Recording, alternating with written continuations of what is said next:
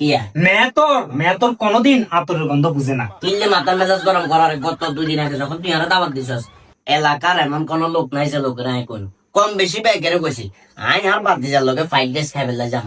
অনেকে তো 5 ডেজ কি এটা জানে না, খালি মরক দোয়ানদারে কইছি রে দেখ না আসি উঠছে। কিনলে আসি সে জানেন নি, এটা আমাদের হাগল মনে করছে একমাত্র হাতে বুঝছে ফ্রাইড রাইসটা কি কাকা কি এর কথাবার্তা কোন কি জানি এই কারণে আমরা কোনো নিতাম চাই না। ইয়ে জানি মজা লাগে না, ওয়াজ লাগে না। ফ্রাইড রাইস জানে কইছস, আমি মনে করছিলাম ঠান্ডা কিছু মনে গোলগাল কিছু, কিন্তু বাতে কোন খাইবেলা আই যদি জানতাম যে এটা আইও লাগবো। কত খরচ করছেন কাকে না এতে? খেয়াল করিস আসা কত তুই খেয়াল করিস আসা কত ব্যাগ খরচ তো আইনি করছে আপনার লোক আইছিলেন না। আসলে নিছ তুই কি এক নিতেন তো ব্যানে খালি দিবি না? দিতেন না আমি না হালতে না ধরে দিতেন সারেন নাকি দিবি শিউন নি আল্লাহর বাস্তে আইছেন আপনি এনে কইছ আসলে নিছ তুই কোন দিবি তো দিতেন না। আর কথা কইছ কাসরামি গেল না, কাসরামি সুন্দর করে খান, মানিজ্যত আছে সুন্দর করে খান, বকিয়েন না।